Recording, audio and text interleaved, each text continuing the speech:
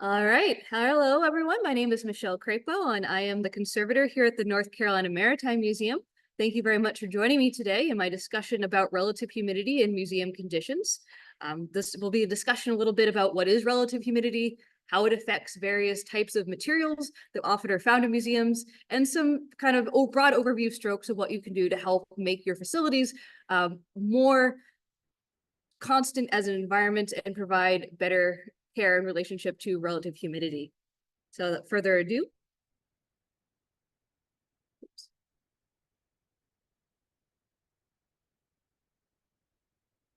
All right, so first off, there is the question of what is relative humidity. Relative humidity is simply a measure of the amount, or humidity in general is simply a measure, so an amount of water vapor in the air. Off to the great start there. What is water vapor? So we'll just talk a little bit about the different phases of matter. We're going to talk about the three major ones that affect water. I think most of us are sort of familiar with liquid, solid, and gas phases of matter. And we know water both inhabits existence as liquid water, as well as solid water in the form of ice, as well as a gas in the form of water vapor. And just to kind of familiarize with some of the vocabulary, so the transitional language we use when talking about going from one state of matter to the next. So to become a solid from a liquid is freezing, to become a liquid from a solid is melting, to become a gas from a liquid is evaporation, and to become a liquid from a gas is condensation. And also not so much discussed in this, but just to kind of talk about it a little bit, to go from a solid to a gas is called sublimation, fun word, and to go from a gas to a solid is called deposition.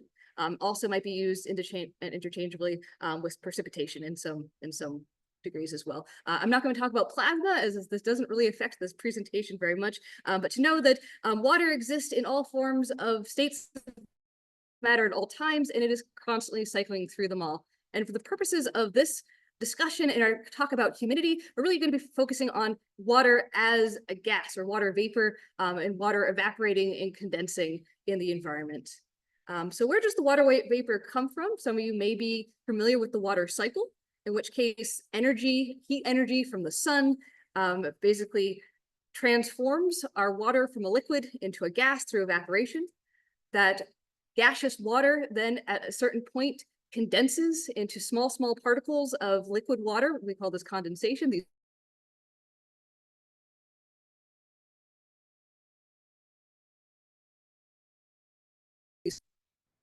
And this, of course, is a cycle. It is happening at all times. So that is one way that we get water vapor. Another way we don't really think about as much, but it is part of the water cycle, is transpiration. This is basically the respiration or the breathing of plants, essentially. And there's also our own respiration as living organisms. In addition to breathing out things like carbon dioxide, air, and other gases, we also breathe out water vapor and microscopic water droplets as well. So these all contribute to what we call atmospheric moisture, or water that is in the air as a gas or in small particulate form. So what is relative humidity specifically? So there's a lot of different terms that kind of get used sometimes interchangeably when we talk about humidity. There's absolute humidity. Absolute humidity is simply the actual amount of water vapor in the air. So if you were to take a device that could measure just what is the ambient amount of water in the air, that is your absolute humidity. There's also dew point. And dew point is essentially the temperature at which condensation occurs. It's usually equal to or lower than the ambient air temperature.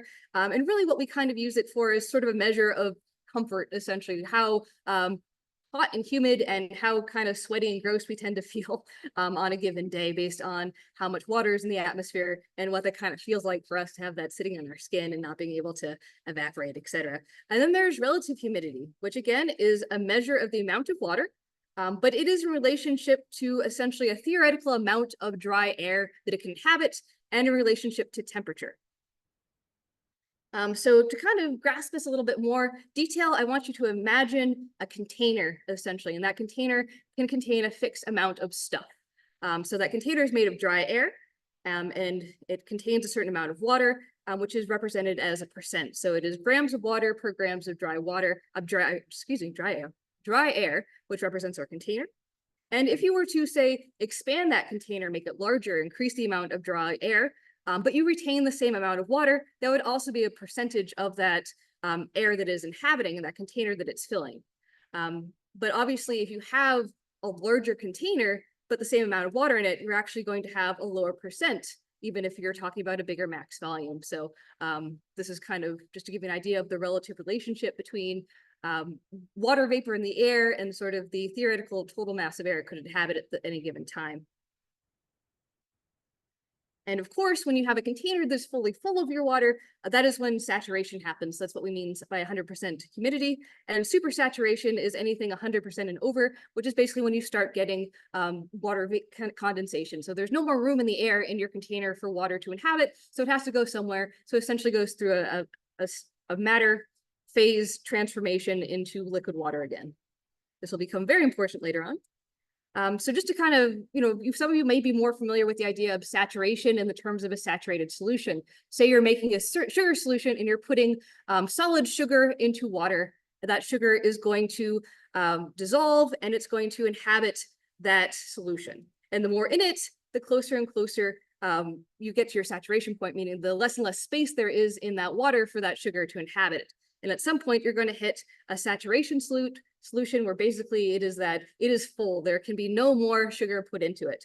But if you kept going, for instance, you would start seeing a phenomenon called precipitation. So you would see sugar start coming out again from solution, recrystallizing in a solid form. So it's just kind of an idea of how kind of condensation works. So if you think about air as being that liquid medium that your water is dissolved into, and then after a certain point, it hits saturation where the air can no longer contain that water, and then that water has to precipitate out as something else. So the effects of relative humidity are also very temperature dependent because, as I said, you have a certain volume of air that has a certain amount of water vapor in it. And say you change, and temperature essentially affects the size of your container. It changes the volume of dry air available to you, essentially.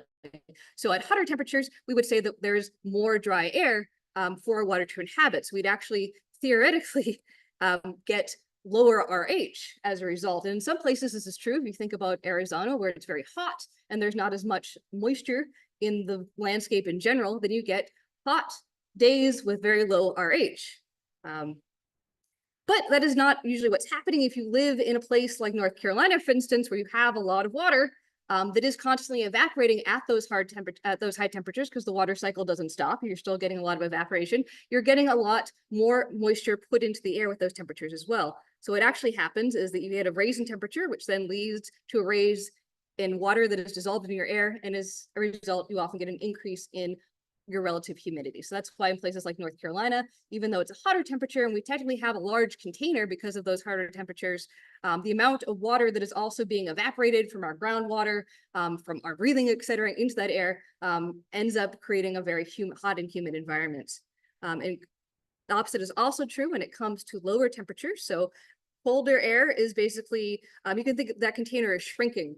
Cold air holds less water. So essentially your container is shrinking to a smaller size. You can no longer hold as much water. So you end up actually getting lower temperatures with higher humidity. And this might be true in places like Louisiana. If you've ever been there in the winter, you can have something called cold humidity, which is a really interesting phenomenon where it's both cold outside, but also feels very kind of dewy and humid.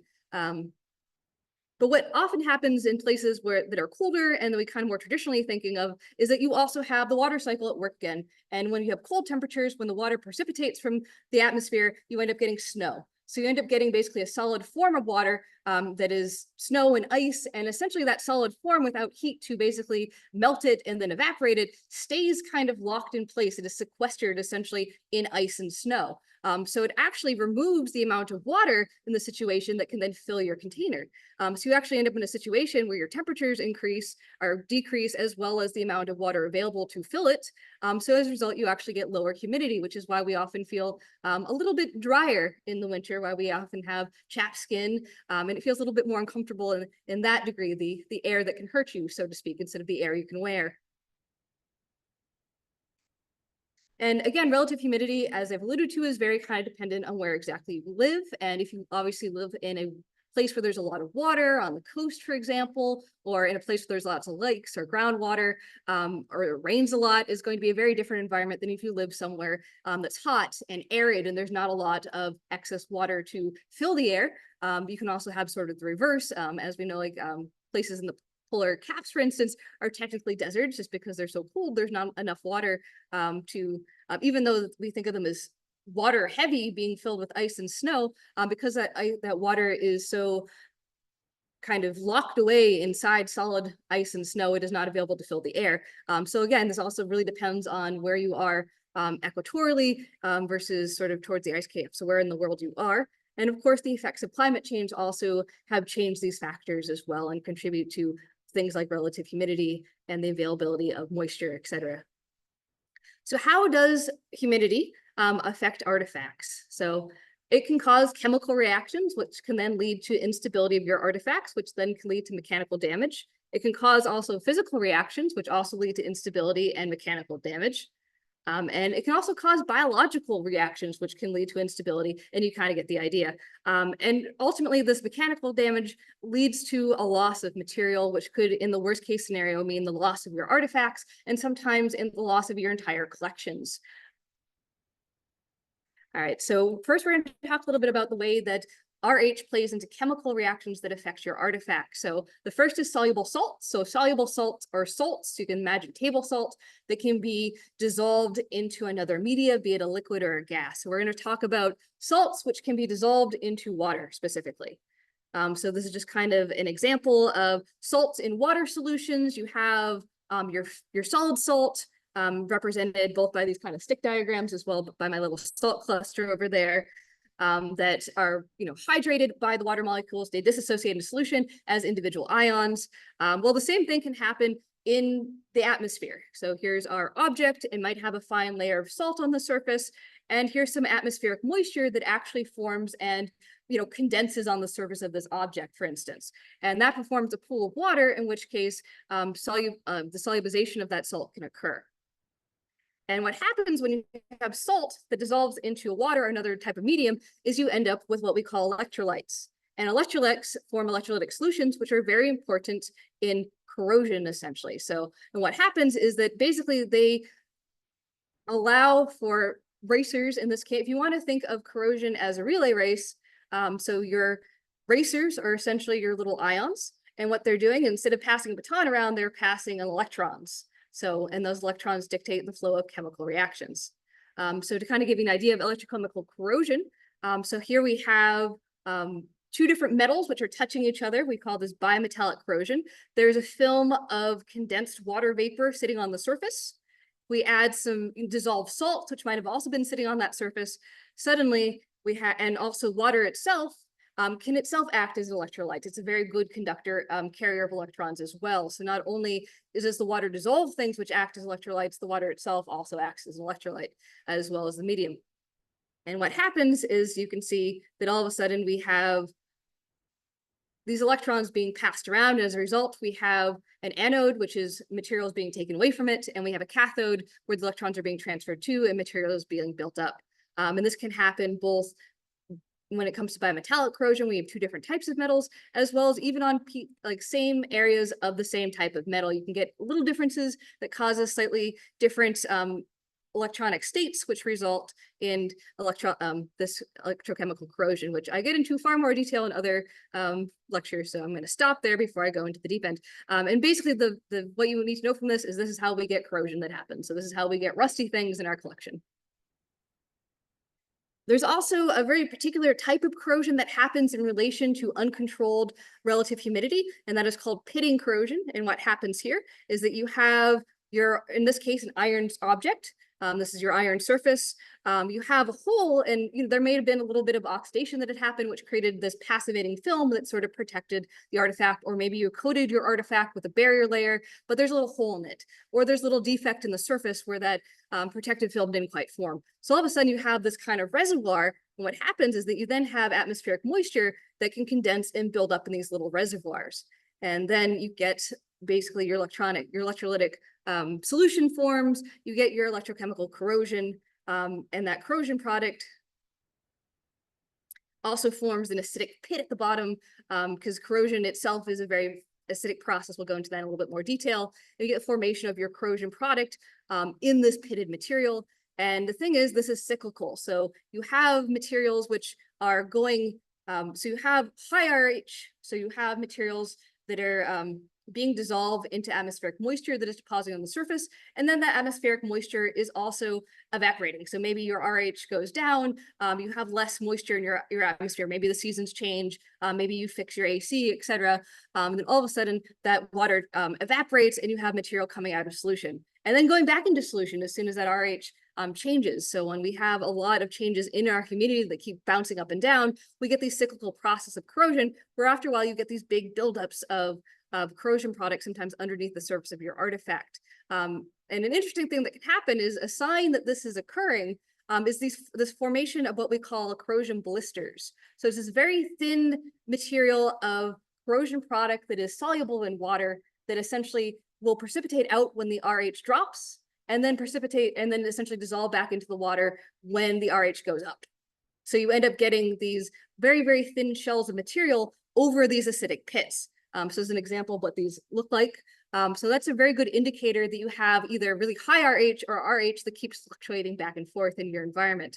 Other signs, other than the pits themselves, are as a phenomenon called weeping. So essentially you have iron corrosion product that has been dissolved into water, and then essentially it gets so big, essentially, these water droplets, that they can actually migrate as essentially water droplet and cause this sort of weeping formation. So if you have iron corrosion that you notice looks very kind of wet looking, or if you notice the sort of bleeding of rust-colored material, that is another sign that you probably have really high RH or RH that is not under control and keeps fluctuating back and forth.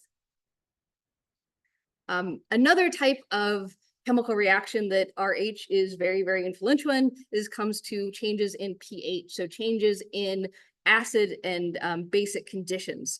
So what an acid is, it's basically when you have anything that adds hydrogen to a solution, whereas a base, anything that adds hydroxyl to a solution. And water, interestingly enough, can actually add both, since it actually exists in all states of itself at once. It is both hydroxyl and hydronium and hydrogen at the same time. So it can actually be its own acid base, and it can function as both. So water itself can by itself contribute to acid-base reactions, but it can also do so through soluble salts, which dissolve into the pH or dissolve into the solution and change the pH of the artifact. So you have certain salts that when they dissolve into solution actually raise or lower that pH, making it more basic and or more acidic based on if they're contributing hydrogen atoms versus hydroxyl atoms. So this happens, for instance, can result in the acid digestion of corrosion, so sort of that etching, that dissolution of metal materials. One of the examples, a good one, is called akagonite, which is a type of corrosion products that forms almost exclusively in saltwater environments because it has a lot of chloride ions built into its structure. And what happens is that when you have high humidity and the akagonite starts to dissolve, as a soluble material, those chloride ions actually stay around and they form hydrochloric acid, which is one of the reasons I mentioned before. There's often acidic material formed at the base of these pits. That's where the acidity is coming from, is you have the formation of hydrochloric acid.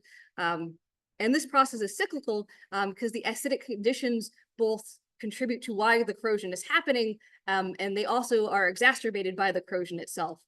So that's one of the reasons this pitting corrosion can be very destructive for your metal artifacts. And also why things in contact with these metal artifacts can end up having interesting acid issues as well, just because of the acidity of what's happening chemically with the metal. When it comes to organic structures, we really talk about acid-base attacks in the form of a reaction called hydrolysis. And basically what happens is that you have a hydrogen or a hydroxyl ion that essentially inserts itself as part into the molecular structure of your material. So in doing so, it ends up breaking it essentially and basically removing another thing that was already attached to it. So it ends up lysing or breaking these larger products. And when we talk about structural features of organics, When we talk about plant materials, we're really talking about sugars, for instance. The structure of plants is really based on sugar monomers, which combined form these long polysaccharide chains that form things like cellulose, which is the structural kind of component of most wood-based things, paper-based things, anything made from plants.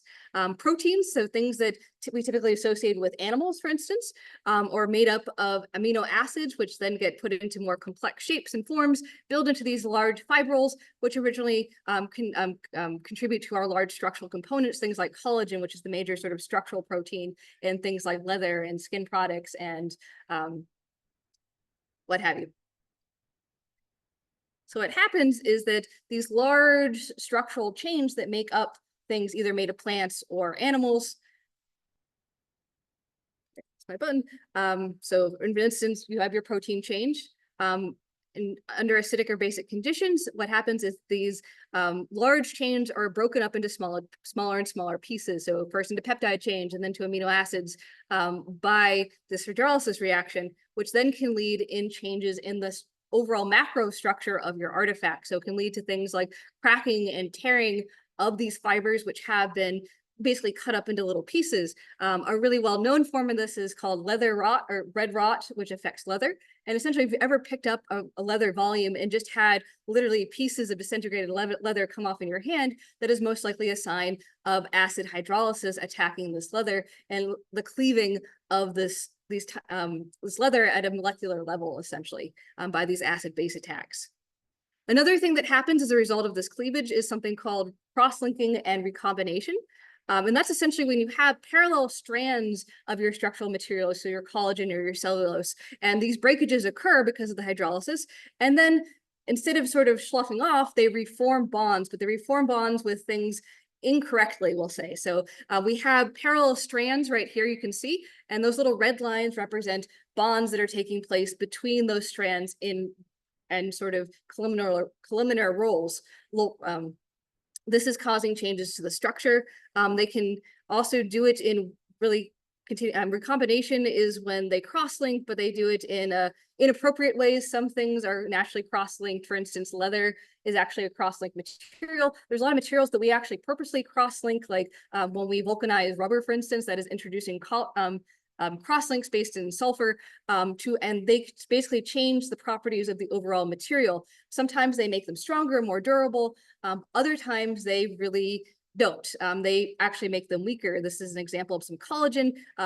As you can see, the bottom image shows collagen that has become disorganized through cross-linking.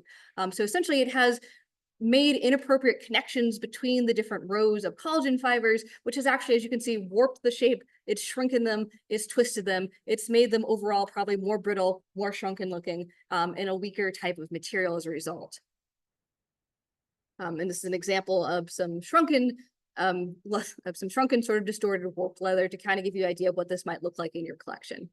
And sometimes all these things are happening at once. A really well-known example of what happens when you have high RH as well as soluble salts that are acidic, that are causing problems for your organic structure, is the Vasa. The Vasa is a 17th century Swedish ship that famously went down right after launch in a river and was buried very quickly in the sediments and ended up in what we call an anaerobic environment, which is an environment where there's very low oxygen.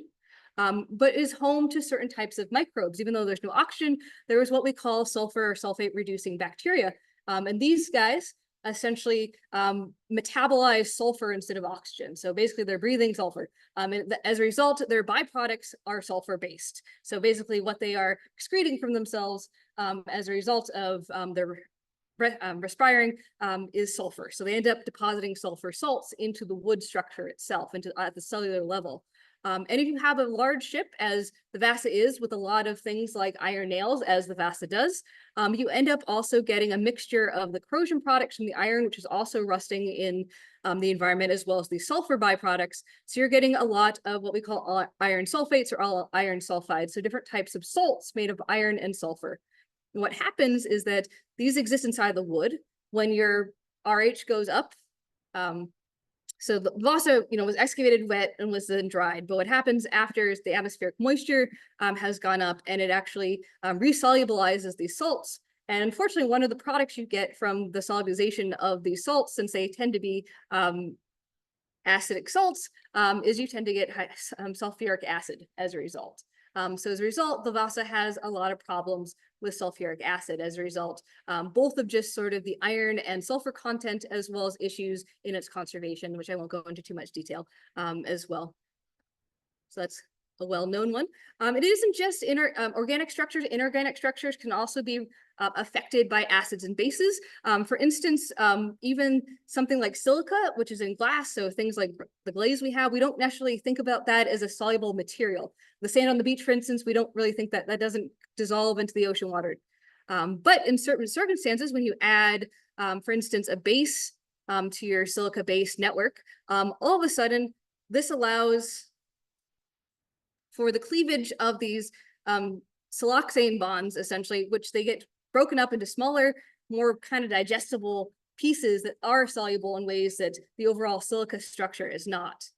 And as a result, you often sort of lose your glass literally kind of dissolves. So you often get erosion of your glass layer. So if you had a ceramic, for example, that was glazed, you can lose your glazed structure in that way. Another way that acids and bases can affect or inorganic things, particularly glass things, is through what we call alkali metal leaching. And what happens is essentially you have your water film form on the surface of your glass, for instance. Water itself contributes to acid-base reactions. You also have other materials. Maybe there's salt on the surface. Maybe there's pollutants in the air that are dissolving, that are diffusing into your water, that are creating a more acidic solution. What happens is you actually get replacement of bonds that contain certain types of alkali metals, and I mean alkali metals in the sense of the periodic table, with these hydrogen atoms. So they literally replace them in the structure, which can make them, and that's one of the reasons that you might see archaeological glass or glass that's been in the ocean for a long time kind of start to look funny. It loses its transparency, it becomes more opaque, it starts to change colors, it has this kind of weird iridescence. It also has what we call weathering, or this crust, which is formed on the surface. And this is a result of that alkali leaching phenomenon by acid attack. And then, of course, if you also have a little bit of hydrolysis happening, you also can lose your silicate-based structure over time as well due to basic conditions. So that kind of is sort of the gist of the chemical reactions associated with RH.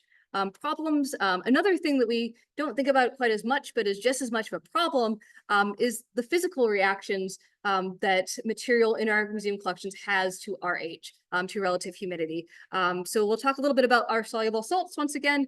So when salts precipitate out of solution, they recrystallize, which basically means they grow. So they volumetrically expand exponentially in size, essentially. So something that was once very small suddenly becomes very big, and how big depends on a lot of different factors like temperature, pressure, concentration, etc. But what I want you to take away is that the crystallization of salt isn't a passive sort of gentle process. It can be very violent and very dramatic depending on where your salt is. And this process, and this is the last picture. This is obviously salts precipitating out of solution and crystallizing. But again, as we've discussed before, soluble salts can do this in atmospheric water as well. This is when it happens in atmospheric water, we sometimes call it deliquescence, which is a fun word. And essentially, you can see here, there's a solid, it's adsorbing water on the surface. There's some dissolution of material happening. So it's the dissolution, it's a particular RH point at which we get dissolution of salts, and every soluble salt has a deliquescence point. And the reverse of this is something called efflorescence. So this is when salts then reform on the surface or migrate to the surface of an object as a result of RH dropping and material precipitating out of solution. So an example, so if you've ever seen, and this can happen anywhere, this can happen, you might see this happen on concrete. This is actually an example of salt efflorescing on concrete. So this happens because concrete, believe it or not, is actually pretty porous. So you have salts which are forming inside the artifact or inside the material due to water on the surface that are then coming out through, that is then getting in through pores, and those also being drawn out through the pores in your concrete. And this, of course, is cyclical. So as we've talked about often, when you have RH, which is vacillating a lot, it's going from high to low, from high to low. You have also not just chemical reactions, which are going over the place. You're also having the growth of these salt crystals, which are growing and then dissolving and then growing again and then dissolving again. And depending on sort of how quickly your RH changes, that also affects the size of the crystals, as well as temperature and other things like that. So for an example of this type of mechanical damage is you see this a lot with pottery, where you have salts recrystallizing underneath your slip or underneath your glaze in collections. And as you can see, the volumetric expansion of those crystal growths can be pretty immense because they're basically forming a much bigger material in a space that was not meant for them. And if this happens over time, you can imagine there's a lot of stress put on that artifact. So that's where you often see sometimes even beautifully glazed porcelain have salt problems with pieces of the glaze literally popping out because salt has formed inside the artifact. And it's just explain. And the same thing also happens with corrosion products. We usually think of corrosion products as sort of different than other minerals, but they are a mineral. They are a soluble mineral, and they too form when RH goes down and they precipitate out of solution and start to grow. And these also are subject to volumetric expansion. We see this a lot with archaeological iron. You can see these what we call kind of crevice corrosion, where you have corrosion that is both growing in pre-existing crevices, but also creating them as well. So you can see how cracked, extremely cracked some of these artifacts are in the background, and how you can actually lose material through a process called spalling. So that happens when you have, especially when you come to wrought iron, like the nails in the bottom there. Wrought iron has a lamellar structure, which basically means it has layers to it. And when you have corrosion crystals or salt crystals forming at the boundaries of those layers, you can lose whole sections of your artifacts. They tend to slough off and kind of almost neat planes at times. So you can see that happening in the example in the bottom right. Another version of this that I like to talk about because it tends to be very bad for collections is one of the forms of bronze disease is actual result of when you have copper alloys or copper materials which have been in a saltwater environment. It forms a material called nantokite, which is a copper chloride-based material, which is fine. The problem with it is it tends to form underneath your copper oxides and your copper carbonites, which tend to form those nice patinas that actually form on the surface of the artifact that tend to preserve a lot of the detail in the artifact and kind of give it that nice sort of coppery look to it. And what happens is that when you excavate these materials, you put them in your museum or in your collection storage, but your RH starts to go up. What happens, and maybe you have some cracks in the surface or other ways for that water to sort of diffuse more quickly into your artifact. What happens is that the water diffuses and you get the transformation of this nantokite into these other types of chloride heavy materials, which grow and take up much more space and end up sort of popping off that top layer of detail and sort of aesthetic pleasing surfaces that we tend to like. So this is an example of a Roman fibula, and you can actually see places, these holes in the artifact where that top layer has essentially been forced off by the very voluminous growing of these copper chloride products, which have changed due to often humidity conditions. And I would be remiss talking about physical reactions without talking about a concept called hygroscopicity.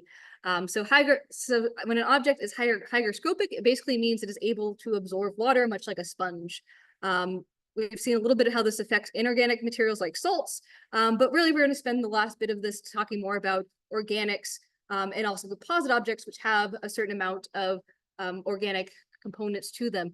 So these are all materials that are able to absorb and deabsorb water. So I think a lot of us are probably aware that some materials, like wood, for example, they absorb wood and tend to swell up, and then deabsorb wood and tend to shrink down a little bit more. And we can actually see this maybe in our homes or floorboards when they start to kind of change shape after they've been wet, for example, and then change shape again after they're dry. And also this is just part of sort of reactions to temperature as it's absorbing the water. I jumped ahead a little bit, but adsorption, you might get a little confused because there's two words that are often get thrown around when we talk about hydroscopicity, and they're adsorption and absorption. Adsorption, you can think of it as adding water to the surface of your artifact. So this is when water is attracted and a film forms on the surface of something. So with soluble salts, for instance, they adsorb water. Whereas organic materials, we tend to say they absorb water because that water is actually able to penetrate the surface and cause these dimensional changes, which is what the diagram on the left is showing, is the dimensional changes of a piece of wood as it absorbs and deabsorbs water. So just to kind of reiterate, so we have a wood fiber made of wood cells here that is then becomes swollen and enlarges in size when it absorbs water. And most of the time, if you have pretty stable RH that's sort of in the range that wood and other organics enjoy being in, when you have the adsorption, the deabsorption of material, you'll kind of get toggle between the swollen state on the right and the kind of neutral state on the left. But in conditions where it starts to get really dry, and like maybe in the winter, you have that really sudden drop in atmospheric moisture, then you can get what we call compression of the cells. So when you lose too much water, you actually end up getting kind of the opposite. Instead of getting a swollen structure, you get a compressed structure. So it can actually almost crush the cells with the force of that shrinkage that can happen. And you can imagine over time that you have an object that is growing larger and then contracting, expanding, contracting over time. You can imagine that this could cause some physical damage to your artifact. For example, this chest, you can see the cracking that has happened due to the multiple absorption and deabsorption cycles due to changing RH. You can also, and this is kind of what I call primary mechanical stress. So it's something that's happening to the substrate of the object itself. Whereas secondary mechanical stress is when you have, for instance, inlay or paint, for example. This is a detail showing there's actually a little painted scene on this box, and that the wood is expanding and contracting, but the paint is not. The paint is staying static. And as a result, you have something that is moving over something that is staying static.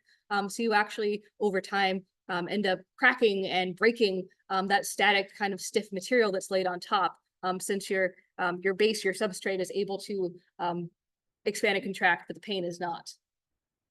So you also get damage that way. And of course, this kind of leads us into, believe it or not, we've been talking, your RH can be too low. Surprisingly, though, I've been talking about how RH too high can cause a lot of problems, and RH ping-ponging back and forth can cause a lot of problem.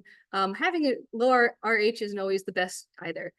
This can happen due to evaporative loss, can be very destructive due to something called capillary action, in which basically water, you can think of it as being very sticky. So if water has absorbed into a structure that has cells or capillaries or veins, and then is suddenly removed, this has a force on the object. As you can see, the meniscus there, it kind of has a curve to it, and that water is kind of clinging to the sides. So you can sort of imagine that if I were to flip this upside down, and the water was evaporating and leaving, that water would still kind of cling to the side, almost being dragged out of the capillary. And this creates a hydrostatic pressure within the capillary or inside the structure of the artifact that can lead to damage, can literally kind of collapse the structure. And also we have something called bond water as well. So there's actually why these materials are hygroscopic, and why they need, especially organics, a certain amount of water is because they have water as part of their structure. Like the water is built into their structure. There are places for water, as you can see in this image in the center, to be part of their structure. And so when that water is lost, what happens is that you essentially get similar actions to what we saw in the acid hydrolysis, is that you get cross-linking, you get cleavage, you get shrinkage of the material. So, which is why you can have some very dramatic effects, as you can see by the images to my far right. So you can see the collapse, the shrinkage and the distortion of that cellular structure when there's no bond water in it, versus one where they still managed to dry it in a way that they kept some of that internal moisture, and it wasn't, so it should be upside down. All right. I apologize, this should actually be up on the top. Just to kind of give you, again, going back to the leather, that essentially your RH is too low. In the worst case scenario, you can actually have your artifacts crumble and turn to dust. All right, and then sort of the last thing I'm going to talk about in terms of negative reactions associated with RH are your biological reactions. Because microbial life needs a certain amount of relative humidity and moisture to exist. So if your RH is too high, you have to start dealing with things like mold and bacteria and other types of microbes, which could in turn attack your artifacts. You can also have basically the more sources of moisture you have inside your building, the more humid it is, the more likely you're also going to see pests and critters being attracted to that. So you'll see, they may not necessarily all be detrimental to your collection, but you'll definitely start seeing things like more silverfish and more earwigs and things that are attracted or to the moisture in your building. And then of course, high moisture, and this also will eventually include things that could be deleterious to your collection, like this little hide beetle over here. So what RH is best for collections? It really kind of depends on the type of collection you have. As you know, that different materials are impacted differently by RH and have different requirements. Collections that have a lot of organic materials, for example, because we don't want them to dry out too much, have different requirements for metals, in which, as you've seen, most of the reactions to RH have been pretty negative. So, and then archaeological materials need special requirements as well, especially archaeological metals are to be treated differently. And that's largely because they've already undergone a series of changes, we'll say. So they've already kind of begun the path of deterioration. So as conservators, we try to slow down that path, but they, as a result, tend to be more sensitive to things that materials which weren't archaeological in nature can have more tolerance for. So when it comes to organic materials, usually the recommendations are somewhere in the 50 to 55% range, which, you know, as living organic organisms ourselves, we can kind of probably all concur is probably comfortable for us to be in. So you're getting enough moisture to make sure you don't dry out too much, but it's not too much moisture that you're uncomfortable and some of those negative reactions are happening. For metals, we usually say around 40, basically around 40, but below 40, equal to or below 40% is usually what we kind of aim for most metal collections which aren't archaeological. And then archaeological materials, so things which have been buried either in the ocean or in the ground, there are recommendations that actually tell you to go as under 12% if possible. So obviously these conditions can be very harsh. So we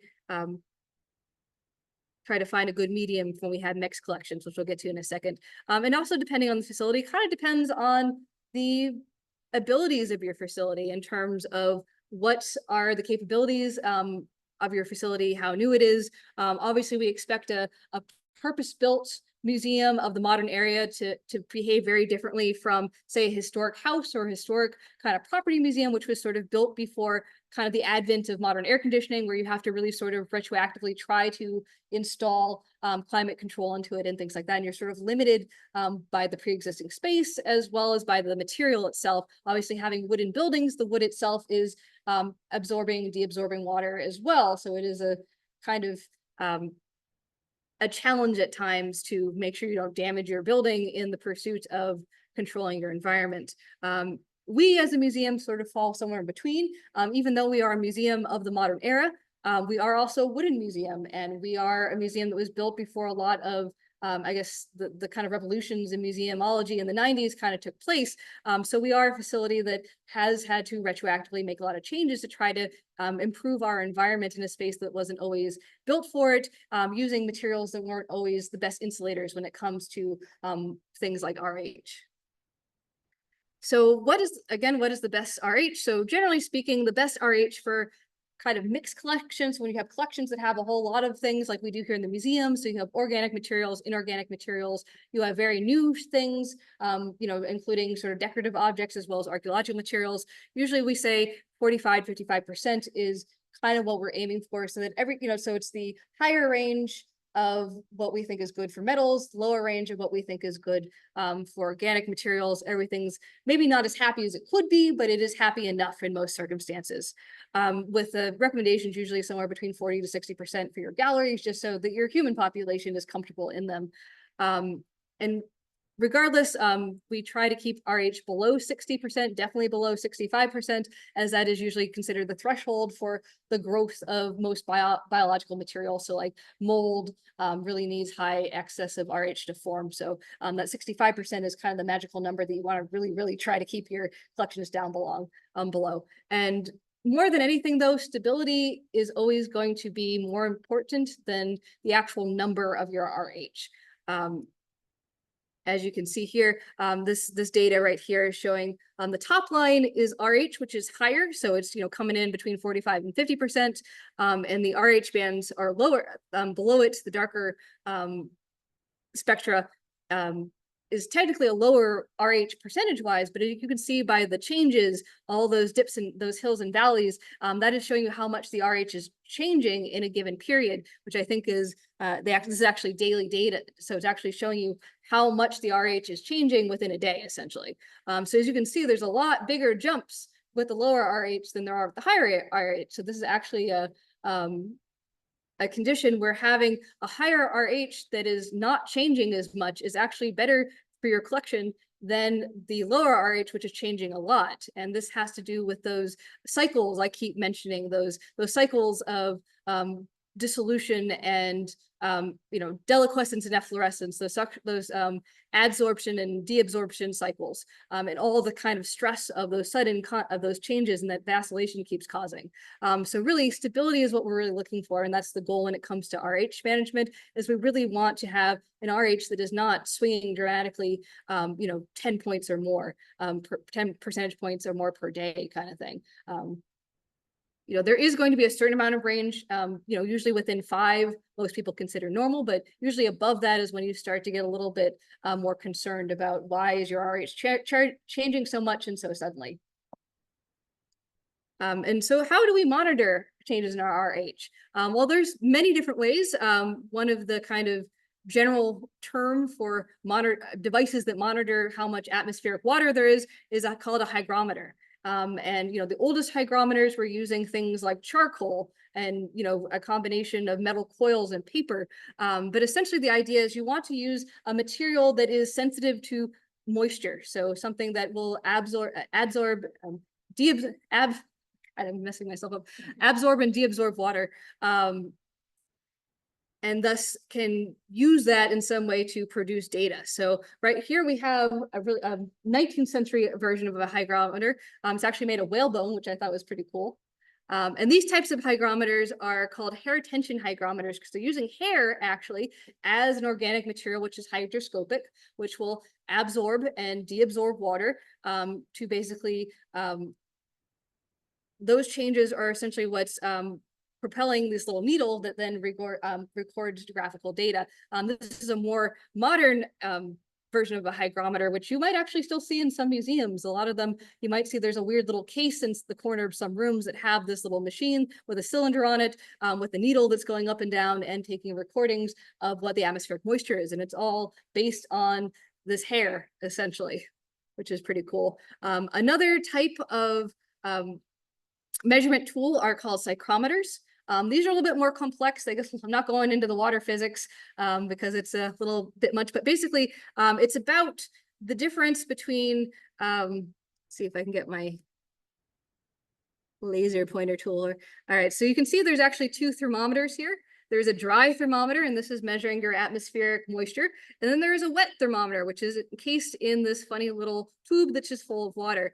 And basically, the RH is extrapolated by differences between your ambient temperature and the temperature as it responds to changes in the phase state of the water. So if the water freezes versus if the water sublimates versus if the water stays as liquid kind of situation, and also pressure and things like that.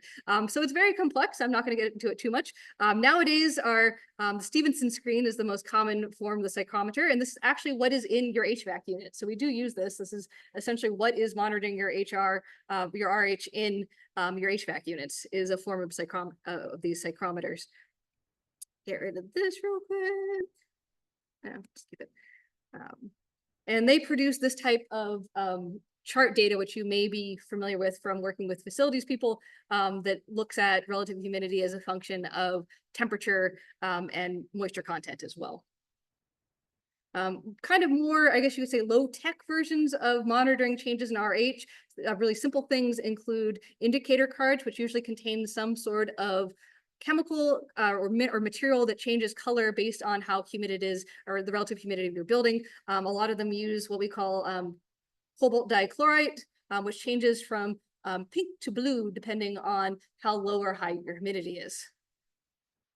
And then there's also our data loggers, which use digital sensors to sense changes in RH, temperature, et cetera. And that's what most museums use today. So if you see these little boxes in our cases, which have data output that shows you a percentage number, as well as probably a time and a temperature degree, those are. And we can access those data and produce charts like the one that you see up there. All right, so what can we do to help control our RH? So we can do it actively. And this basically essentially means that we are putting energy into doing it. This is essentially using a machine to sort of artificially try to control the humidity in our area. So we can do this using both things like bucket humidifiers and dehumidifiers, as well as self-draining ones, as well as big air handler units or HVAC units. And some of these even are small enough and are built to fit inside individual cases as well. So they come in all shapes and sizes and all levels of sort of oversight, I guess you could say. We can also do it passively. So passive control can includes things like desiccants, which are things like bentonite and diatomaceous earth. These are materials that absorb water, so preferentially absorb water, so they remove atmospheric moisture and thus help to lower your humidity. Silica gel is another popular one, and the cool thing about silica gel is that it can also come in these color changing ones. So we have indicating silica gel that, much like the indicator tabs, will change color based on how much water it has absorbed. So when it's green, it means it's low humidity. When it changes to green, or when it's orange, it means that it's not saturated. When it changes to green, it means it has become full of water. It has saturated that water. The cool thing about silica gel is that you can also use it as a humectant, basically use it to help help actually raise your humidity as well as sort of act as a buffer against changes. Basically, you can you can condition it. Essentially, you can decide on a set humidity point that you would like. They have actually conditioning chambers, like these fun mechanical ways of doing this, where you essentially set it to a certain humidity, you put your silica gel in, and then over time, it'll actually adjust to become that humidity. And then you can insert it into your cassette or put it with your object to help create a buffer so that you can maintain a specific humidity that's maybe a little bit more humid than you'd want another space in your museum to be as well. So that's a good thing for organic materials. If you're dealing with dry issues, if it's dealing with overly low humidity, you can actually use the silica gel to try to raise it as well. And the really cool thing about a lot of these desiccants, specifically silica gel, is that you can also, they're renewable. So you can actually recondition them by putting them in an oven at a low temperature and essentially drying off or evaporating that moisture and be able to use them again. You can also use what we call microenvironments. So, one of the things we have is you need X number of desiccant, for instance, to be able to lower or otherwise control the humidity in a case or in a storage box, for instance. Instead of using, so you wouldn't want to use a desiccant to try to control the humidity of your entire building, for example. That would be so much silica gel. There's all kinds of fancy calculations that you can use to try to figure out how much you need. But one way to kind of try to control your humidity in a more, I guess, economically and logistically more feasible way is to create a smaller space, to create what we call a microenvironment. So in this case, you have a case which is very large in relation to the size of your artifact that's in it. So what you can do, and that means you need a lot more resources in terms of desiccant to be able to condition that amount of air that's inside the case with it. So what you would do is that you can essentially make the case smaller. You can create a smaller, more microenvironment, which will use less resources and produce less air that you then have to try to manage. And this is a technique that we use, especially in archaeological materials in our archaeological stores, where we try to create smaller environments that we can that are both more manageable in terms of resources, but we can better tailor to the type of artifact that's inside as well. And you can make microenvironments out of A lot of different materials. There's special archival materials like archival boxes, which come specifically for organic materials, especially for things like paper. A lot of them are acid free, so they don't contribute to acid hydrolysis problems. Some of them even have buffering agents inside of them, which means they help sort of deflect or guard against acid-base issues. And a lot of these archival materials themselves are hygroscopic, which means they essentially breathe. They absorb and deabsorb water at the same rate as the organic material that's inside the box as well. So they do allow, and they are breathable, so they allow for air and water to some degree of atmospheric moisture to come in so that your artifact doesn't dry out, and they'll respond to the moisture in the same way that your artifact will.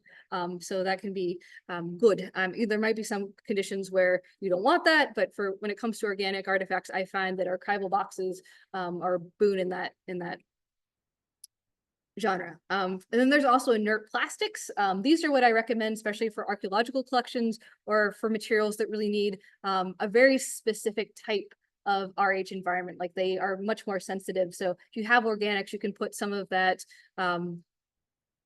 sort of conditioned silica in there, or a desiccant if it's something that needs to be a lot drier. And the good thing about these is that I recommend using clear plastic, so you can actually keep an eye on your artifacts, so you can see if there's any changes happening. It makes finding things a lot easier. And I also recommend using high density polyethylene or polypropylene plastic. This is robust. It doesn't degrade or yellow in the way that a lot of other plastics does. And it's a nice, firm, heavy duty plastic. And there's less porous than other plastics as well. I also recommend that it's a box with a lid, and that lid should have multiple hinges. Ideally, you would have one for each side of your box, and it should take up as much of that surface area that goes along the side of your box as possible. And also, I recommend gasketing, so something to really help keep that airtight as possible, so that it's not having a lot of air exchange with the outside environment, and it can really capture whatever internal microclimate you're trying to create for it. And to all these microenvironments, you can add things like your indicator cards, so you can monitor the actual RH, desiccants that can either humidify or dehumidify or buffer whatever you have inside. You can also add scavengers, things like sulfur scavengers, things like activated carbon, things that also remove other contributing things that can contribute to acid problems, for instance, or oxygen scavengers, so things that are sensitive to oxygen levels as well. All right, and mostly when you're making a change and you have something that you're taking from one environment to another environment, it's very important to acclimatize it, to go through an acclimatization process. Just like if you have a fish, which you're trying to introduce to a fish tank, there's recommendations about how you can slowly introduce your fish into the new environment, because I'm sure those of us who have had tanks have had a few tragic experiences where you've put a fish into a new home and it immediately goes belly up. Because changes in pH, changes in water temperature, salinity, all these multiple factors in the environment can be very harsh on a fish if you just put it from one environment to another. That's the same thing with artifacts. Most damage that happens to artifacts happens in some sort of transitional phase where it goes from one type of environment to another. For archaeological materials, it's when we remove them from a burial environment and introduce them to atmospheric moisture, atmospheric oxygen, that big change when they go from wet to dry, for example, or anything that's been used to an area that's maybe a higher humidity that's getting introduced to an area of lower humidity, higher temperature, lower temperature, et cetera. These are all important. So it is important to give your artifacts an acclimatization period, usually around 24 hours. We'll do it for most things, especially organic material, to kind of get them used to being in a new environment, which is why if you're at museums, you might see artifacts sitting in the loading docks for periods of time. And that's purely to kind of let them kind of acclimatize to the new environment before they then reopen them, repackage them, et cetera. Oftentimes you want to unpackage things or move them slowly or in phases as well to help offset some of the negative changes that can be associated with these transitions as well. There are also things you can do in terms of your facility if you're trying to reduce water vapor and reduce RH that you can do in terms of policy changes. A lot of them are very simple, very cheap, very accessible. Things like having a foyer and putting a mat down on it that can help absorb water that's coming off of people's feet. If it's rainy, for example, they have basically a floor mat they can wipe their feet on. They can help absorb moisture from the atmosphere and that people are bringing in. Same thing for having coat racks and umbrella racks, basically special places for people to bring wet things that they might be bringing into the building with them to help reduce that evaporative, the water vapor in the air from evaporation. Also, one reason why we don't really see a lot of special effects that involve carbon, dry ice and other things in museums, just because they put a lot more moisture and water vapor into the air as well. So we try not to have those. Also a reason that we don't really like living plants in our buildings as well, because they're transpiring. They are going through that transpiration process where they are also putting water and moisture into the air. Other things you can do, especially, you can sort of adjust your opening hours for your building. You know, there's some things that, you know, if you know that you have very, very humid summers that you don't really have the facilities to be able to manage that, you know, some places close down and they don't allow, they're just not open during those time periods of the year. There can also be artifacts that, you know, you only put them out in certain conditions or you cycle them through. You don't leave them out for 10 years on display. You know, you only leave them out for 6 months and then maybe you trade them off with another duplicate or similar object as well. So there's just this kind of, you can control how much time something is open for, on display for, or how much your facility is open for as well. You can also control the amount of visitors that are into your space, because again, we are breathing, we are respiring, we are putting water droplets and water vapor into the atmosphere just by being here, essentially. So if you have a very, very sensitive kind of collection or very sensitive space, I know the Lascaux caves are really famous for this in France, that they actually limit the number of visitors they can have per day, sometimes per season, that there's a limit of the amount of people that can be in that space in a given period of time. So that's also something you can do, is that, you know, we can only have X number of people per day, it can only be X number of people at a time, they can only be there for X number of time to try to reduce the amount of extra vapor that you're putting into the atmosphere. And this is more applicable to sort of historic properties and kind of, you know, sites like this, but it's still something that can be done anywhere. Another thing you can do is create vapor barrier layers. You can do this on the artifact level through the use of coatings, so waxes, acrylic coatings, even paint layers that are there to help basically put something between your artifact, your material, and the atmosphere itself that can help block it or slow it down, its diffusion in contact with it. There's also our casework. You know, we might have noticed modern museums, we have transitioned from wooden casework, besides being kind of a acid problem, also it is an organic material that is hygroscopic. It attracts moisture, it absorbs and deabsorbs water. So to kind of get away from that, most modern museums have transitioned to more inert types of materials, comparatively speaking. So metals and glass cases for the most part that have good gasketing or that are well sealed. So you can create microenvironments on your displays as well and have those kind of good basically reduce the amount of air exchange the inside of the case is having with the outside.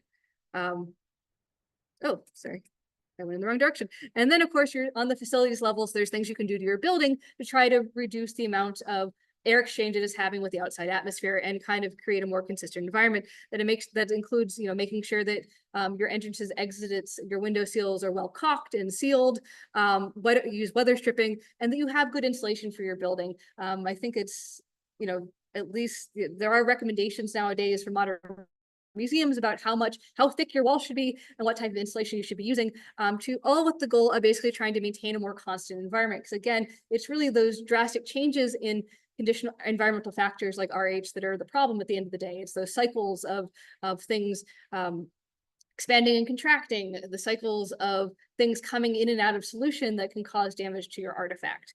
So that's really what we're trying to control. Without further ado, thank you very much for listening. If you like what you heard, please join us again in a month's time. My colleague, Courtney Felton, will be giving a presentation on Diamondback terrapins, uncovering their history and celebrating their future. So if you're interested in learning a little bit more about terrapins here in the state of North Carolina, I highly recommend. Otherwise, thank you so much for your time. I will be answering questions if anyone has any. Thanks.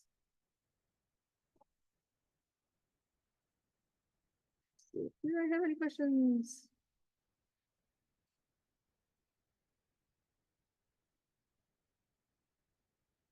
All right, does anyone have any questions? I don't know what that minimum.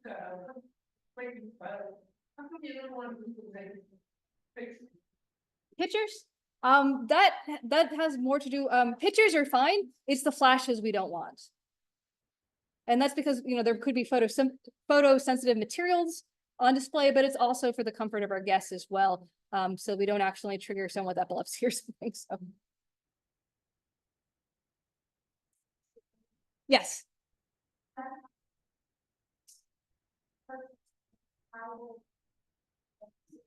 Nope.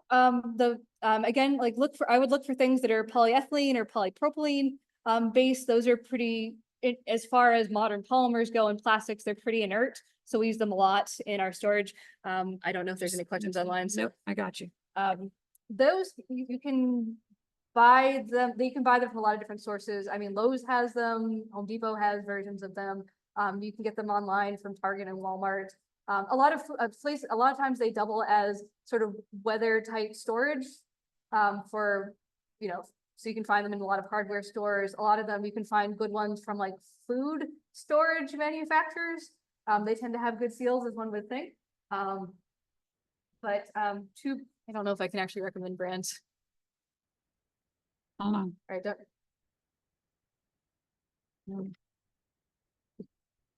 go for it. All right, from museum professional to museum professional. The graduate program that I went to actually did a big study about different types of plastic storage boxes.